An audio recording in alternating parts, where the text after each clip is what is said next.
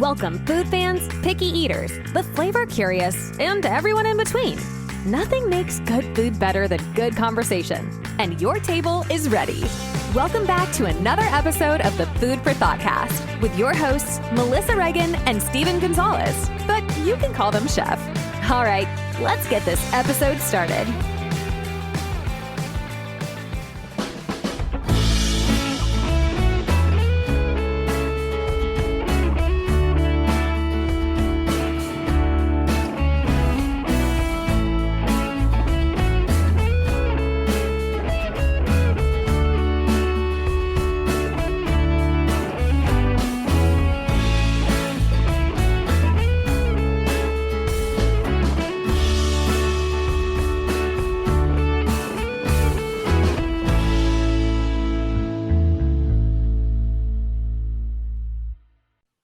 Hey there, food fans. Welcome back to the Food for Thoughtcast with me, your host, Melissa Reagan, and my co-host with the most, Chef Steven Gonzalez. What's up, buddy? Hello.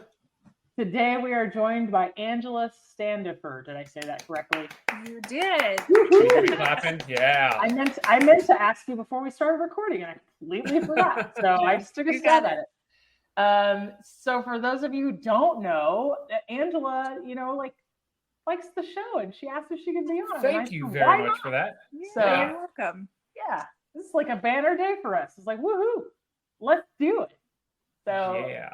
Angela, you get to go first. What's the most amazing thing you ate this week? Oh, let's see. I made a sweet potato and blueberry hash with some fried eggs over like an avocado toast kind of thing with a chili oil. That was my breakfast for like most of the week. Setting the bar high, huh? Yeah, you put my whole day of eating to shame. Wow. Incredible. I love that. I never thought about putting blueberries in sweet potato hash. It sounds amazing. It does, actually, yeah. Yeah, it also has some Granny Smith apples and then some ginger and cinnamon. So Wow. it's kind of a go-to, when I don't want to have to be making breakfast every day, just make one big batch of it and then reheat it. Only, right? Oh, it's Ginger. only. That's awesome. That sounds amazing. I think ginger is like one of my favorite kind of unsung heroes of the spice world, as it were. Sorry, I hit the wrong button. I was like, oh no, where'd she go? Oops. Yeah, ginger with sweet potatoes is incredible. Oh yeah, most definitely. It's so good. What about you, Steve? Well, today we actually tried a new restaurant called Pura Vida here in Midland, and we had their octopus tacos. And normally, whenever you go somewhere they offer octopus, it's not that good, but this was amazing. I mean, like it was just huge parts of the tentacle and avocados, some pickled shallots, some lime. Oh, it was amazing. That sounds awesome. Yeah. Angela, do you eat octopus? Have you ever had it before? I think I've had like a pasta that had just the ink in it, but not actual octopus. Oh, I love it. Absolutely love it. Would you be open to trying it? Or is it like is a no-go? The little tentacles are kind of get past that. Once you get past that, it's amazing. Totally worth it. Yes. All right. I'll never say never then. Got it. I had some sweet potatoes too. So I had the chance to go downtown and try a place here in Raleigh called Crawford and Sons.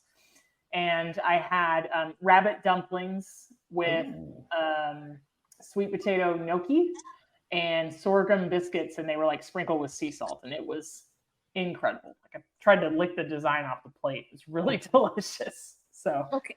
This will be my first thing to learn today because I always seem to learn something from you. What is sorghum? Sorghum is related to molasses. Sorghum is in the grain family. Oh, okay. They distill it to make syrup. So it's kind of in a biscuit application. It just kind of adds like some sweetness, or you can dry it and grind it into flour, which I kind of suspect is what they do. So yeah. Okay. It's like their way of making a regional biscuit, as it were. Probably charged. Sounds good though. Yeah. Totally good. But yeah, it's a gluten-free grain, and you can use it to make flour, or uh, hot cereal from that same flour. You can use the grains whole, and then also it's kind of like a cousin to molasses. So yeah. Okay. Nice. Thanks. Yeah. Yeah, absolutely. I love rabbit. Do you like rabbit, Steve? It's good. It's a little bit of work, but I like it. Have you had rabbit, Angela? I have not. Is it similar to any other kind of texture of a protein? I like to tell people it's like an animal that's made completely of dark meat chicken. Oh, I would think I would like that. Yeah, it's like an entire woodland creature made up of chicken thighs. That's how I think it is. Yeah. I prefer chicken thighs when I'm cooking with chicken. Same. Chicken breast hurts my soul a lot. I don't like it.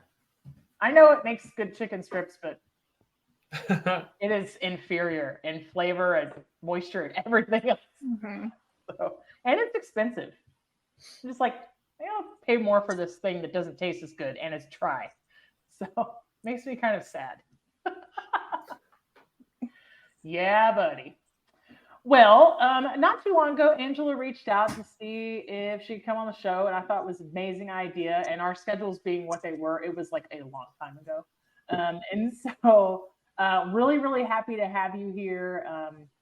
Very, very honored that you would ask. And thank you so much for listening to the podcast and supporting the show. Like, I love that so much. You guys kept me company on many trips to Sioux Falls, South Dakota, which is about an hour from where I live. But thank you. When I was going daily for radiation treatments last year, you spent many mornings with me on my trip over there. So I'm glad to have you guys along in my car. Most definitely. And congratulations. Yeah, thanks. So, congratulations for making it through that. And glad yes. that hell to tell. Yeah. Amazing. Well, Angela, I have a question for you. It's you recently had a mini chopped style competition with your family. Can you tell us about it? Oh yeah, I was gonna be having dinner with some friends of mine, and so I just loaded 2 shopping carts from full of food from my fridge and my freezer, and brought everything over. And I said, "All right, what are we gonna make?" I had Brussels sprouts and some. We ended up combining and doing like a Mexican sort of meal, and left the Brussels sprouts for a later time. And here I was going to ask, did you make your sweet potato hash with blueberries? Because that sounds award-winning right off the bat, to be honest. And then one of the dishes we ended up making that wasn't really Mexican inspired, but Melissa gave me the idea to make a caprese salad with my cantaloupe. And so we had the cantaloupe and burrata cheese, and I had a little balsamic glaze that we put on that. It was pretty tasty. I've never tried cantaloupe that way before. Yeah, I think you had like maybe an underripe cantaloupe, and you were asking what you could do with it. And so, yeah, Steve, I don't know if you've ever done that, but I've used underripe melon in the place of tomatoes before. I haven't. I've never done that before. Most of the time, it's the other way around. If I don't have like good tomatoes and I want something that's kind of like caprese, I like to use other things like cucumber or melon or things like that. Anything crunchy. Interesting. Yeah. Firm. I can see that totally. Yeah. So Angela, who won? It was not really a competition. It was more of a like combined effort of what can we make with all of the odds and ends that I have in my fridge. Mm-hmm. So he handled the grilling part and made a salsa, and I handled the inside part.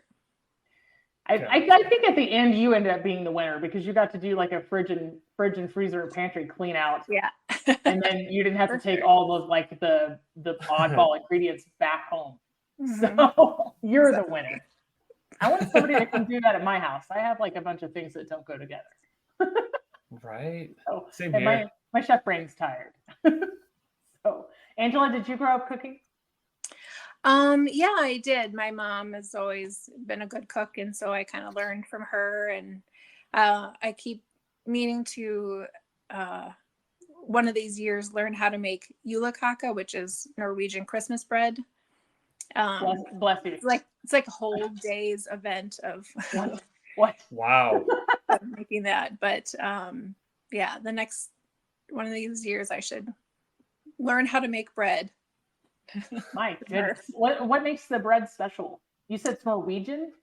Yep, Norwegian. It Wow. has, I think it's basically just like a fruitcake kind of bread. It has that those little pieces inside it, and then it's braided with like a little frosting on it. And then our favorite part when we were kids was getting to help make the little designs with the, I don't even know what they were, like maybe those little cherries, like candied cherries.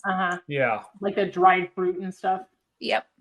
Is that like your family heritage Norwegian? Yes. Yep. For the most part. Oh, wow. So you'll have to share with me because I have no idea, like what traditional is or what kind of dishes you would have grown up making, I have my uncle can make some pretty good lefse, which is really that thin, like potato bread or whatever. He's got the big, like a grill that you make it on. I know that lutefisk is Norwegian, I think, pretty sure, but I've never tried it. That's lutefisk is a part of my fish that's preserved in lye, Stephen. That's what I thought it was. Yeah, I was going to ask. Yeah. Wow. Lutefisk. Ugh. I would try it too. I would totally try it, I mean, I need to try it at some point, but I'm not super excited about it. No offense. It's just one of those things I've never had a desire. I'm always just like, that's on the list, but I'm not in a hurry. So is Norwegian food typically very heavy? It sounds like it kind of sounds like it is, but I'm sure that's not all heavy dishes, right? Really the only one that I remember is the bread that my mom would make at Christmas time. So I can't really say that we had a lot of other Norwegian, I live in the Midwest, so a lot of meat and potato kind of just traditional dishes. Yeah. I feel because like when we think of like the winter, we think just cold. And of course, being in Texas for myself, it's typically in the 80s, 90s, around December. Right. So that's why, I'm thinking heavier dishes, but again, I'm just thinking that, So I could be thinking of completely the wrong food heritage, Angela, but in Norwegian cooking, is that like a lot of pickled and preserved like fish and things like that as well? I might be thinking of Swedish. I think so. I did not Google the heritage foods. I feel like I'm the history, right? Yeah. So it sounds like person to be asking those sources. No, that's okay. I mean, I was just wondering if you grew up with any other like super traditional aspects. Steve, lefse, it's like a flatbread. So that big griddle, kind of like I mean, I wouldn't want to say it was a Norwegian tortilla, but I think it's probably it's close. It's fair. Like pita or a tortilla. Yeah. Right? So yeah. I've always wanted to learn how to make it. There's an influencer I follow called That Midwestern Mom. Are you familiar with her, Angela? No. She makes like all of those like Minnesota Jell-O salads that have like marshmallows, like all that Midwestern like hot dish and all that stuff. But they have a lot of like Lutheran churches and that tradition around there that will make like lefse, and it's like a family activity. And so she's done some reels and some shorts about making lefse, and it looks like an arduous process. So like multiple hands, families come together, like use the whole table, So, yeah, absolutely. So what's your favorite thing to cook? I'd probably say pasta. Like you can't go wrong with macaroni and cheese. I agree. Good pasta. Yeah. You cannot. What's do you ever like do anything to jazz it up, or do you have just a standard like favorite recipe that you use? I kind of well, I would say mushrooms. If I could like add anything to a dish, it would always be mushrooms. Oh, nice. Do you saute your mushrooms and add them, or what is it? How do you apply them? I would saute them first and then and then throw them in. Nice. Or sometimes if I don't want to make like the whole pasta, I'll just like go buy the quick little one that's made already, and then but at least got to add the mushrooms to it. Yeah, if you kind of like zhuzh it up with the mushrooms, exactly. If you didn't feel like going all the way from scratch. Mm-hmm. So if you make mac and cheese from scratch, like is it more than one cheese, or do you like Velveeta, or like what is it? What do you like? I'm not going to hate on the Velveeta. No, you can't. No, it's good. Please don't. Always have fun with Velveeta, but like it just depends on my mood, I suppose. I would say I like a Gouda would be a good one. Oh yes. Yeah, who doesn't like Gouda? Awesome. And then, of course, you got to be like when you're talking about it, when you're adding your sauteed mushrooms, you got to be fancy. Oh, the umami of the mushrooms just takes us to a whole, that's what I would do probably. For sure. Yeah. Steve's mushroom shenanigans. I think mac and cheese, like I always get excited making mac and cheese at the house because if I have like 3 or 4 different kind of cheeses, then it's kind of like the fridge clean out. So yes, and then you kind of learn what you like most together, Yes, so. I'm not a fan of blue cheeses as much, but oh no, I do like blue cheese. Yeah, or goat cheese. I can't. Oh, I love goat cheese. Yeah, oh, no. I know. I was gonna probably. Well, Angela, it was very nice chatting with you today. And she's done. It's nice podcast. Good. So, Angela, I have a loaded question. How did you hear about the podcast? Just by being friends with Melissa. Yep. What? And so, we've been Facebook friends for like 10 years and met forever at like one time and one time. Yep. Yeah. I think you were talking about the Minnesota State Fair versus the Texas State Fair, and you're like, I have one person I know in Minnesota who like disagree with my answer. They're like, which state fair is better? I know I've never been to the Texas State Fair, so I don't have. How ironic! I've never been to the Minnesota State Fair. Well, come on up. the Minnesota one is well. It's funny you say that because so then that just means I know 2 people in Minnesota. Yay! So yeah, it's on my list. Like I want to go and I want to go have those cookies. Like it's all I keep hearing about. Yeah, Martha's cookies are pretty good. Yeah. We got. I stay as I out there now. Cried into my Duncan Hines keto cookie mix this weekend. Just like not as good, but it's fine. So. Yeah. I can't wait. Now we got So when does this take place? So that way we can start making plans. It's usually over Labor Day. It starts like the last part of August and goes through Labor Day. Nice. Okay. Right. Now we know we've got a year to plan this all out. Yeah. I like it. The Texas State Fair is going on right now. Oh. It's like in the middle of it. Yep. Which seems late to be having a state fair to me, but I know that I mean down there that's normal. Well, it's interesting. Now I don't live in the state anymore.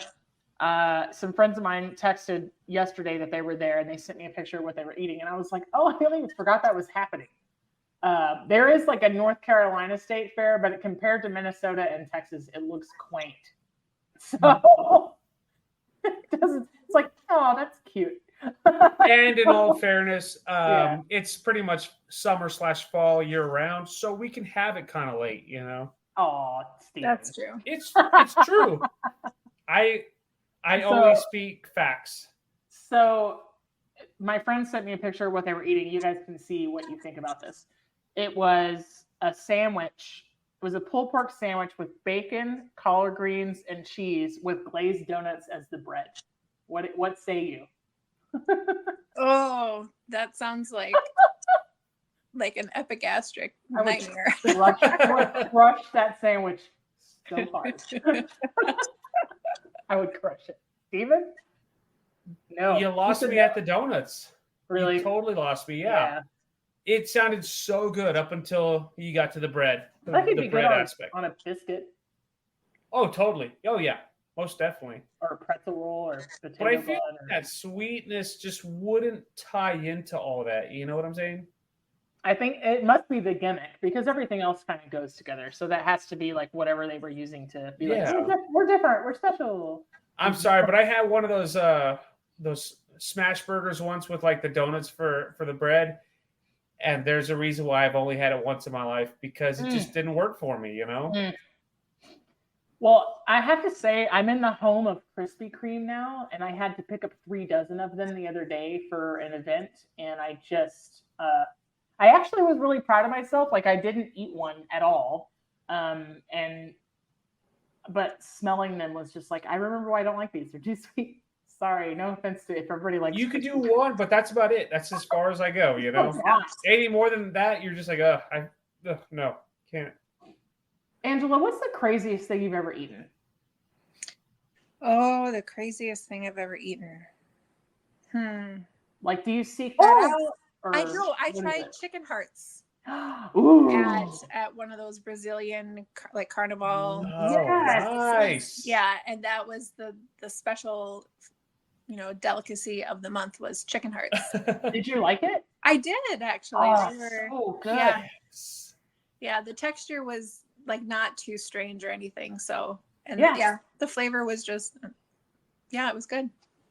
Chicken heart to me is like one of those, the only, awful, like the OFFAL, that doesn't taste kind of like liver. Everything else kind of skews toward liver unless it's like sweetbread or heart. And so to me, one of my coworkers was talking about making liver and onions. I'm like, it's not like it doesn't sound like something I would want to eat, but she had such like fond memories of her mom making it over the years that was something that she enjoyed. I'm like, okay.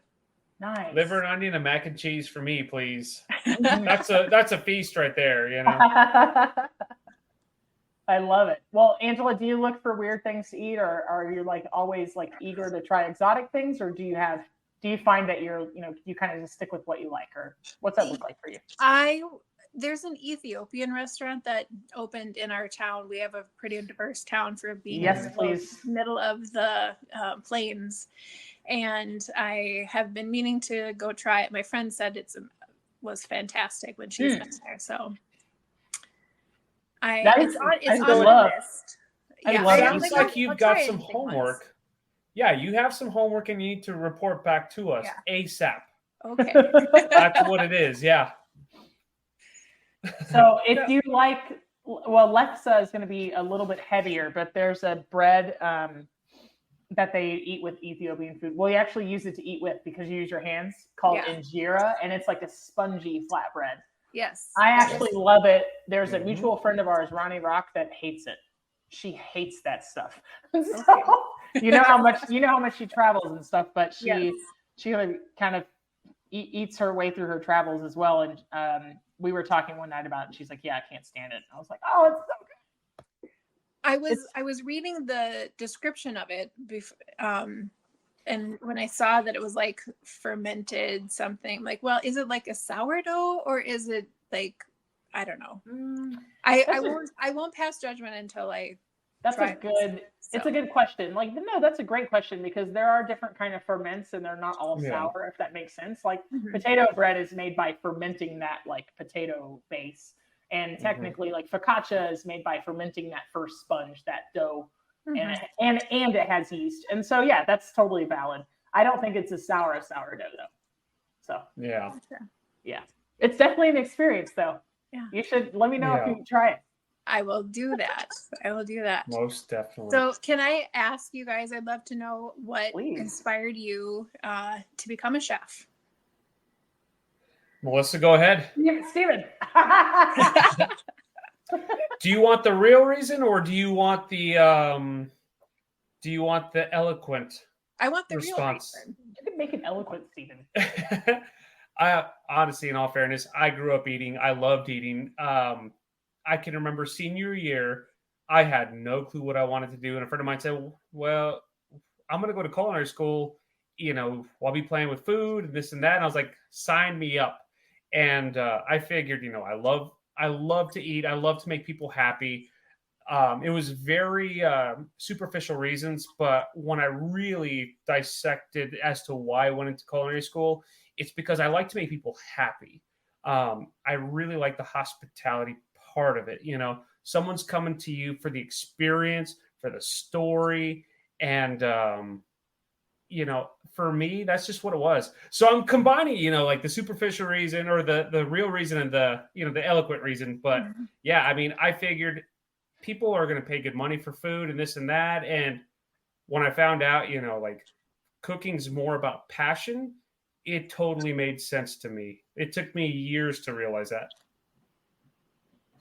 Melissa, take it away. Yeah. It's my turn. Right. So my reasons are a little bit of the same. I watched my grandmother cook for us and the rest of the family, and I just thought that was how I wanted to serve people as well. But also I like to eat, and it's one of those businesses where you're like, what are the kind of like steadfast things? Well, everybody has to pay taxes, so you could do that, right? And everybody is born and dies, so you could do either one of those. But it's like also everybody has to eat. And I felt I wasn't thinking about job security when I was like, 18 or whatever. But I loved cooking from the time that I could reach the stove. And I always wanted to be in everybody's business and be able to help with everything. So whatever it was, I wanted to be in the middle of it, and the kitchen being it. So that's it. And that's the whole rest of the story, right? Here we are. The rest is history. Here yes. we are. Do you ever get watch shows on TV that are about cooking? Like, one that I watched recently was The Bear, and do you go, is that so cringe to you, or is it a very is it like cathartic or like sometimes when I watch medical things, I have to roll my eyes because it's not real. So not real. Yeah. Yeah. Right. So. Melissa, go ahead. Steve, no, I went first. No, yeah, I watched The Bear. Yeah. Steve, calm down. Oh, I just want to see if you watched it or not. Yeah, I watched The Bear. Yeah. What? Yes, I watched The Bear, but I have to know, do you guys like Sydney? I hate her. I can't stand her. She's the worst. Do you like her? She seems to have like a lot of anxiety. Indeed. Yeah. I watched that entire show I remove myself because it's very bittersweet, because yes, it can be intense like that. Mm-hmm. But it's not always just high pressure, high anxiety. It's not always 0 to 100. I'm sure in restaurants and other restaurants, yes, it is, but I never had that experience. I had experiences where we were real busy, but it never felt like that. Does that make sense? The way that they build up the tension during dinner service, I never had those feelings. You know what I'm saying? Yeah. And so even though The Bear they did their homework with a lot of really good restaurants, French Laundry, Alinea. They've got all sorts of different techniques, and they show things like that. Yes, there's a lot of passion, but at the same time, I feel like the main guy, what's his name? Jeremy? Alan White. Yeah. Mm-hmm. I feel like he takes it to a whole nother level of just anxiety and tension and stress and things like that, but that's what it's supposed to do. That's what a show like that does, What about you, Melissa? So I think I've watched it 3 times through, all of it.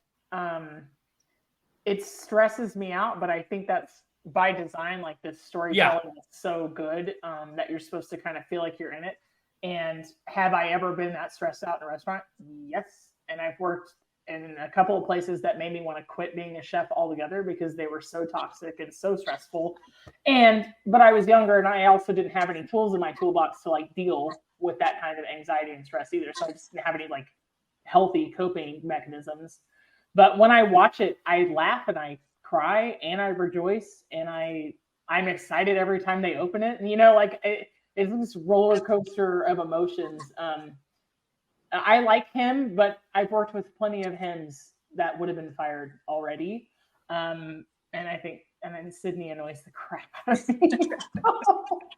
It's not because she has anxiety, like so do I. But and sometimes anxiety is just your body's way of telling you like something's not right. Like it's kind of your first line of defense. So there's nothing wrong with it. It's not like a right or wrong. It's no judgment for anybody who deals with it. I think the overwhelming majority of people do, whether they want to admit it or not. But I think in the story, I'm just get irritated with her because she doesn't know the right times to advocate for herself, and then she tries to put him in his place when it's not appropriate. I'm just like, shut up. Just say yes, chef, and shut up. I don't know. It just bugs me. But yes, I watch things like that all the time. I haven't watched the Food Network in quite some time because it's all reality shows and stuff, but it's not like real cooking. Not like in my day, like when I was So Angela, what kind of shows do you watch when it comes to food?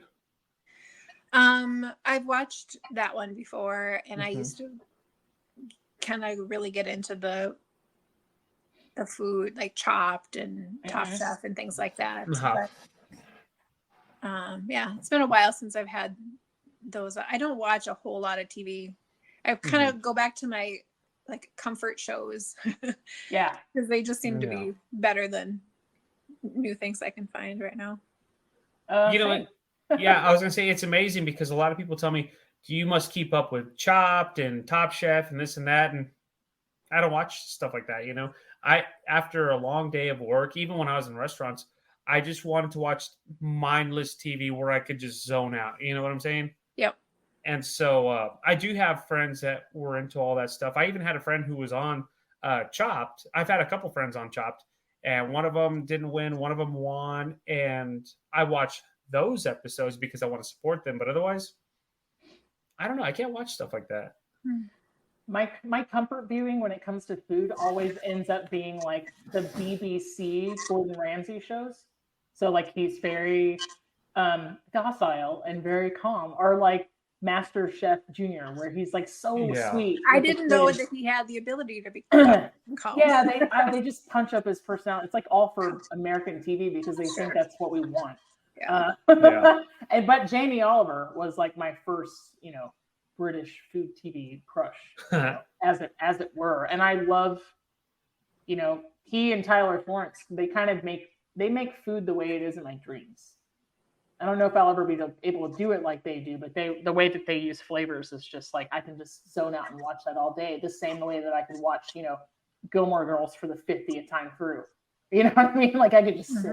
I could just sit mindlessly, but I could do something else, right? Like playing solitaire on my phone or do house cleaning or whatever, always having it on the background. Like that's my comfort viewing for sure. Yeah. So, yeah. So is there any kind of dishes that you would like to try or that you've seen on social media, on TV that you think to yourself, I just got to make this? That's a good question. I don't know the answer. I was going to say, I'm asking all the loaded questions here, I feel like that,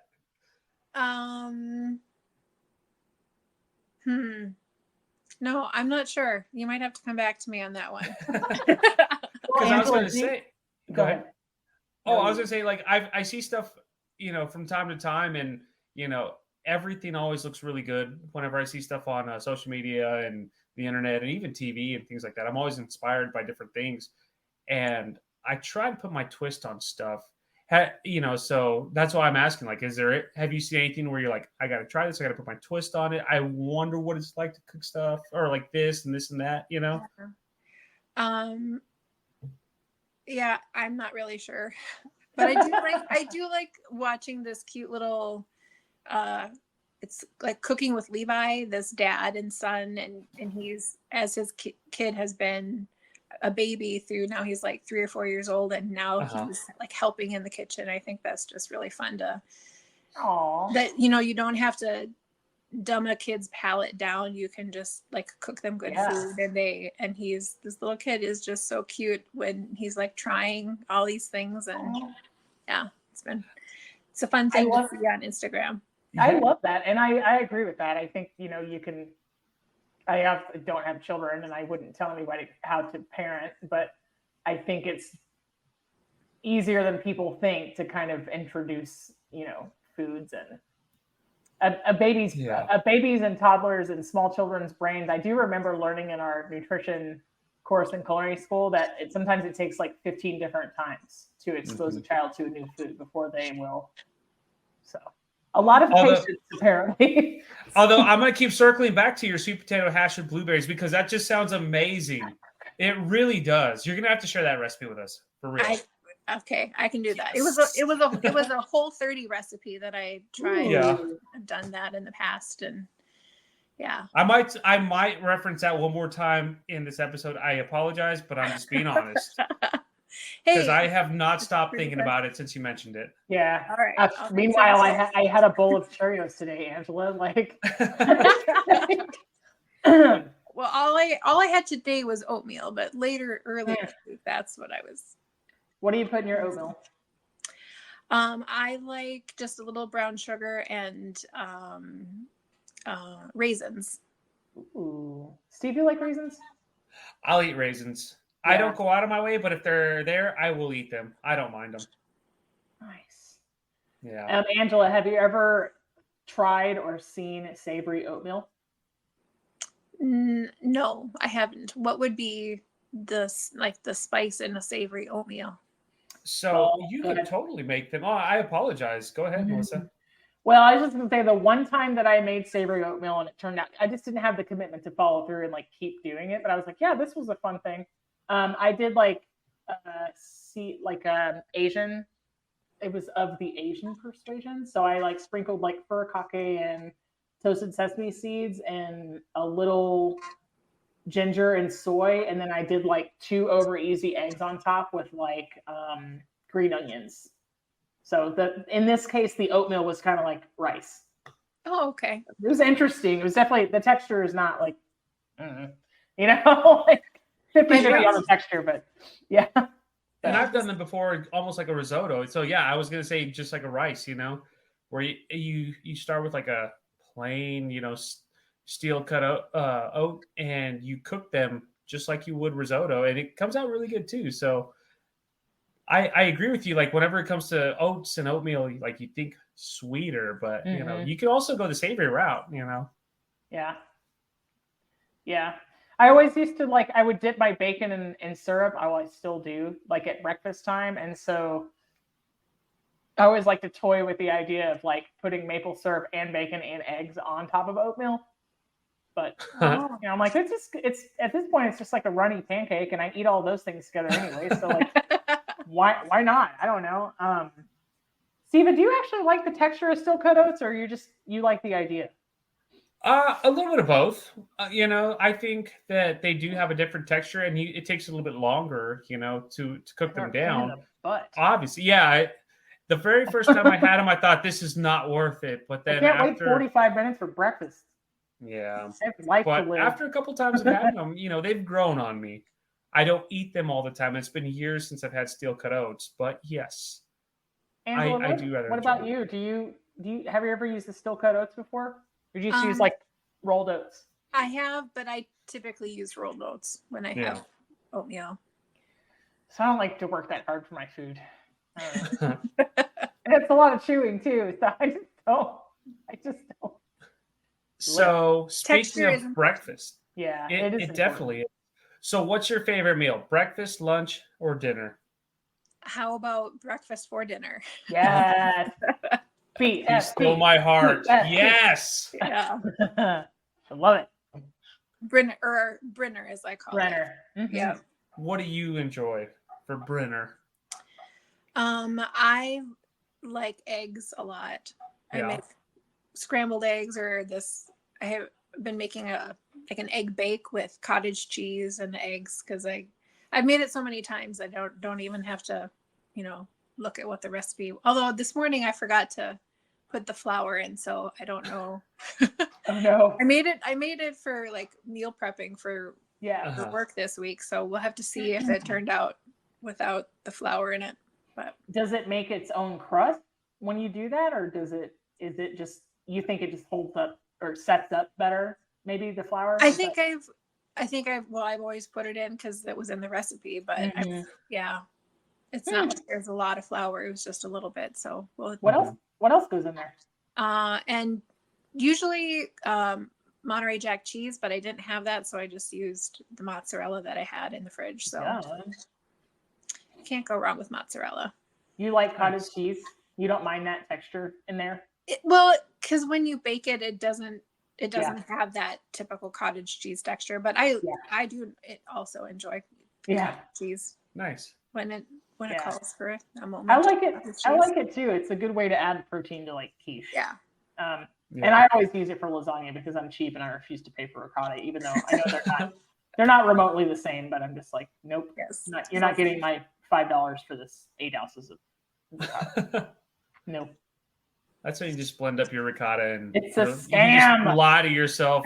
It's a scam. Ricotta cheese is a scam. So what's your favorite, I guess, comfort food, Angela?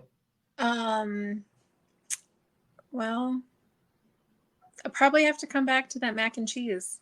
Yeah? Yeah. Nice. That's a pretty standard one. That's always a winner, though. I can see that totally. Yeah. It's hard to go wrong with mac and cheese. A couple times in the last maybe 2 or 3 weeks, I've had Chick-fil-A. There's one right next to our new building where the restaurant is opening. And one of the things I like to do there is get the grilled nuggets and toss them in buffalo sauce, like in the container, like shake it up, and then put it on top of their macaroni and cheese. Like that's a winner. So good. I know. I almost can't have mac and cheese without buffalo something. So I might have a problem. But yeah, you all are going to be their best customers. For real. I feel. I have to drive 60 miles for a Chick-fil-A, so you can cry for me. Have you reached out to FEMA? Because I'm serious. 60 miles one way? Yes. Okay, well, it's not that good. I live in the middle of nowhere. Gas costs a lot. Wow. Is there a standout restaurant in town where you are? We've got a couple good Mexican restaurants.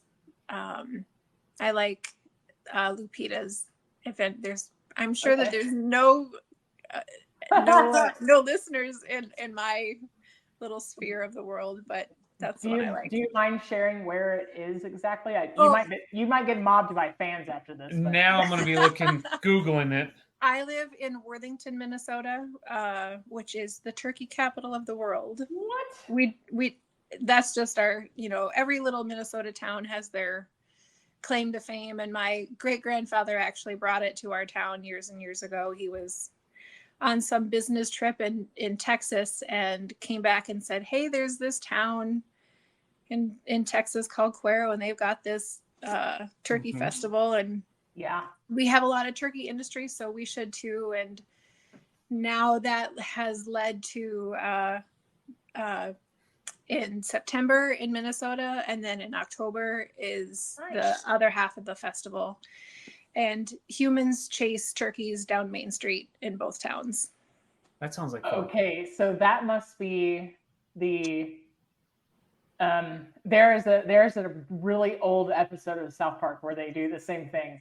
So maybe that's like what it's based on. Yeah, they must have got their inspiration from our little lovely little festivals. I love that. I love that so much. Okay, I just Googled Lupita's, and it looks really good. A lot of the it sounds like there's a lot of dairy there, like cheeses and things like that. Yeah. And I would be all about it. So it sounds like we need to make a field trip out there.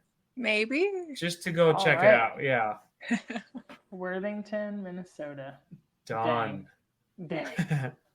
They've got good reviews. The pictures look great too. Yeah. Oh, their margaritas, their molcajetes. Oh my goodness.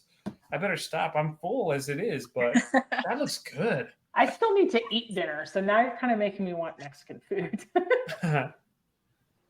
That's what we had for brunch today. So yeah. Yes. You can never go wrong with good Mexican food. Mm-mm. Angela, what's your go-to order at Lupita's? I can't remember what it's. I think it's the pollo a la crema, and it's got some sautéed vegetables and I think mushrooms in it too. Like I said, I love mushrooms. With this, yeah, and then of course your standard rice and beans with it. But yeah, that's a good one. Are you one of those people that when you go out to eat, do you have something that you order at every single place, or do you try something new? I have my favorites, but I'm willing to branch out and try stuff, try new things too. Nice. Well, Angela and I talked a little bit about, while we were talking about you coming on, we were talking about how kind of regular home cooks as yourself can connect with chefs. So I wonder if you had like a burning questions about maybe something you didn't know how to cook, or maybe a food you'd never seen or tried. No pressure. Well, maybe we could talk about the octopus, because if I was ever going to try, I don't know if I would probably be safer to like go and try it cooked by a professional. But if I was going to attempt something like that on my own, like what is something you would need to know about it? I would say that it would be a little bit of a chewier texture if it's done right. If it's not done right, it's going to be very rubbery, if that makes sense. So every time I make octopus, I always like to braise it down for about 30, 45 minutes on a low boil. And then I like to grill it personally. But, everyone's got their own way of doing it. This is what works for me. And that's what I like. I don't know, Melissa, what about you? So every time I've ever made octopus, it's been ceviche. So octopus is one of those things, Angela, where it's like you've got like 3 seconds or 30 minutes. There's nothing in between because it'll turn into a rubber band. And so I like to cut mine up and put it with pico de gallo and lime juice and a lot of jalapenos and serve it with crackers. And that's what I do with it. Let it sit in the fridge for like, I don't know, 4 hours, 6 hours. So that sounds interesting. I kind of like Melissa's. Yeah. Melissa's take, I think, kind of wins out on that one. We'll try it. I mean, yeah. Like I said, and whenever I do mine, like I'll do sauteed onions, I'll do a little bit of guacamole, I'll do a little salsa, things like that. And, I make it into a taco personally. I haven't had it like ceviche style because too often. I've had it a couple of times. And again, for me, every time I've had it, it's just been that overcook, but again, to each their own. I would recommend trying it somewhere first and then recreating it. Oh yeah. Until you don't want to spend the money and then get it home and then be like, oh, this is terrible. Bad idea. Do you guys have like, if you could recommend like 3 gadgets that a home cook should have, not like thousands of dollars worth of gadgets, of course, but just like 3 things that are good to have in your home kitchen? Yeah. A great knife for starters. A great sharp knife that is the size you prefer, that is you feel comfortable using so that you're safe. A good sharp knife. So something that's easy to wash, something that's easy to store. You don't have to break the bank. There's plenty of affordable ones out there, but I think that's step 1. Good knife and a cutting board. We're going to put those as one item. Yeah. Good knife and a cutting board. So gadgets, Steve. Ooh, gadgets. I was thinking the same thing. It's funny because we were just talking about that last night too. We had just recorded yesterday, and it was like a whole hour on gadgets and tools. So fun times. I would say, yeah, definitely a good cutting board, a good knife, a good knife and cutting board. I would also say a good saute pan. One of the gadgets I like that's an actual gadget, is a good blender as well. I don't really use food processors. I don't really use mixers, things like that. But if I have a good blender, I'm usually pretty good. Yeah. Okay. Yeah. I'm trying to think about the last time I used, probably I have to say spice grinder, and you can do coffee in it as well.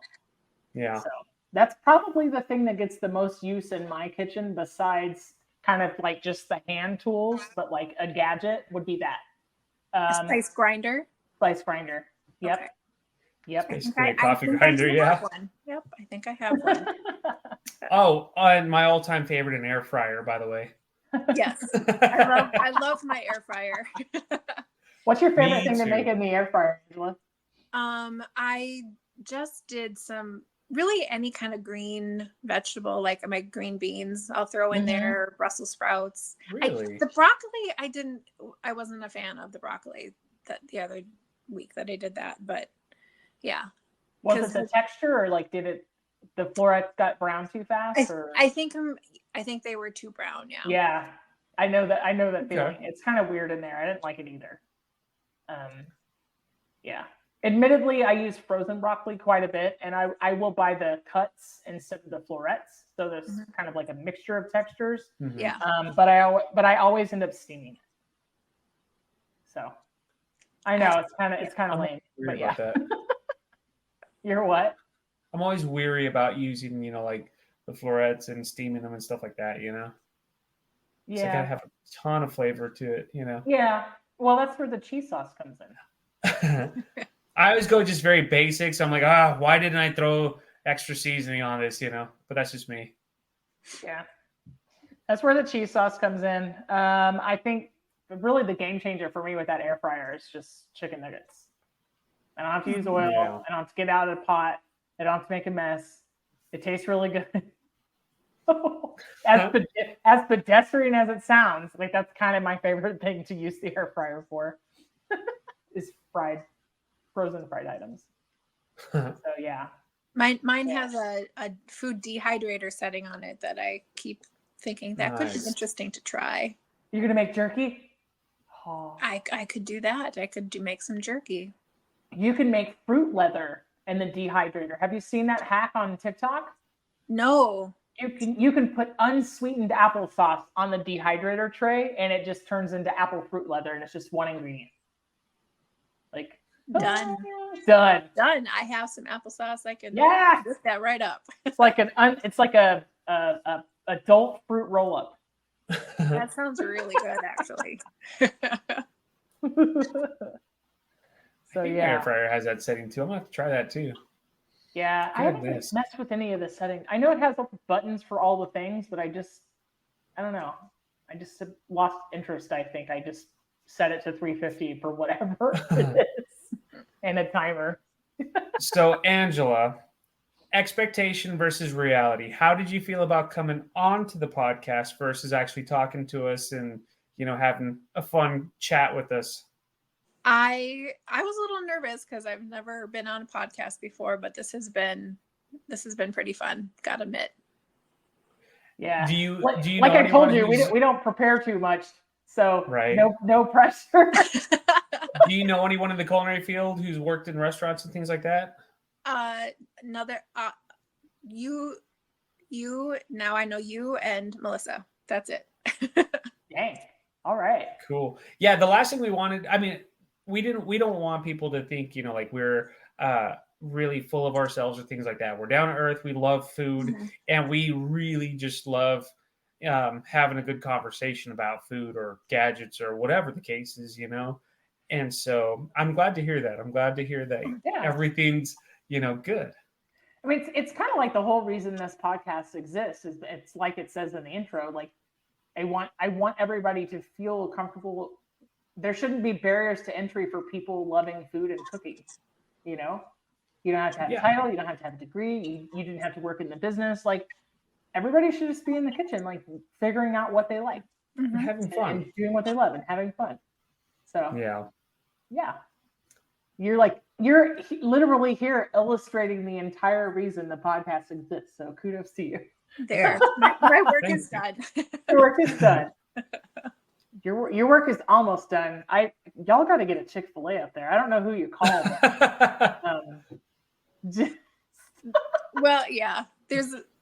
When you live in a tiny town, there's not many options. I would love to have some more, Is there a Walmart in your town? There is a Walmart. So there should be a Chick-fil-A. You're on the map. You're definitely on the map.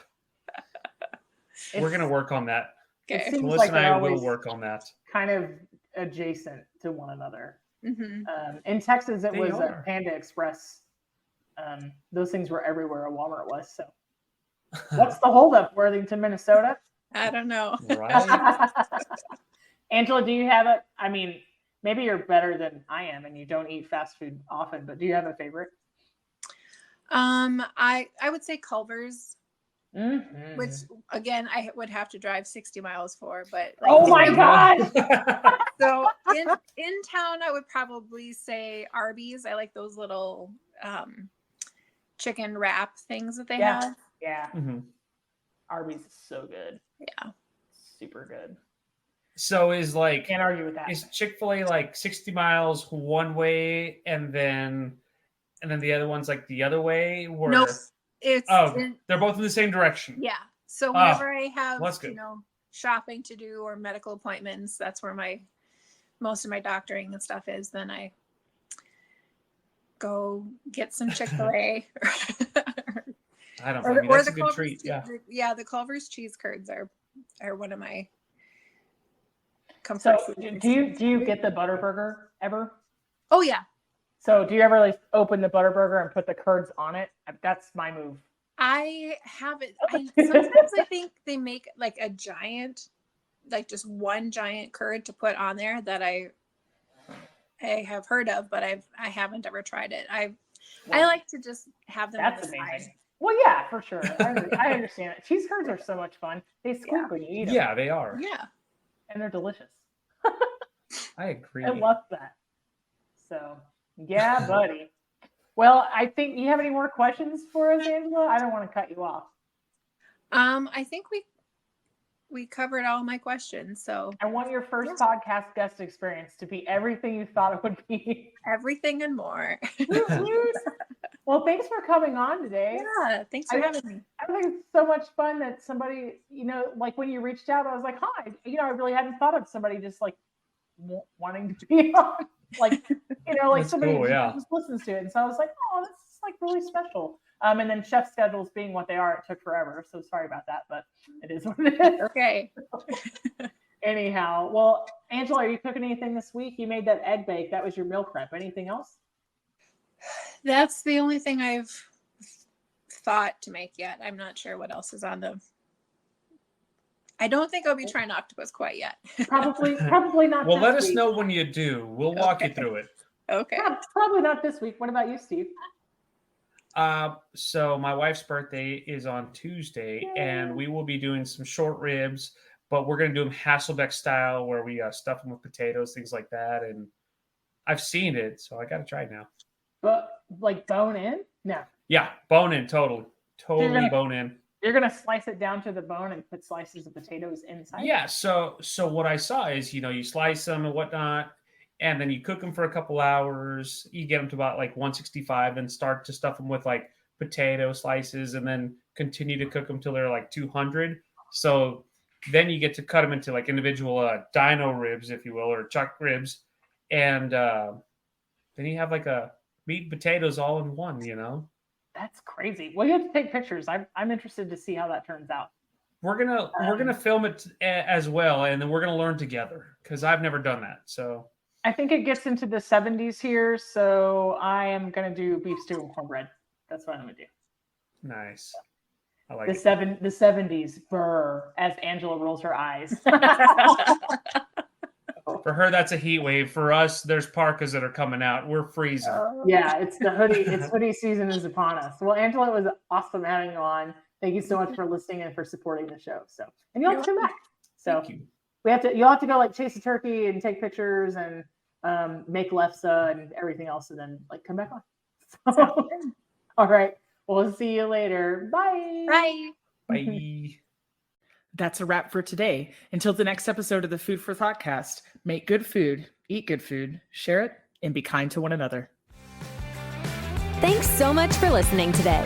You are part of what makes us special, and we are so glad you joined us. Don't forget to rate, subscribe, and leave a review. Just like food, delicious podcasts are better when you share them with others. Come back for seconds wherever podcasts are served, and we'll catch you in the next episode of the Food for Thoughtcast.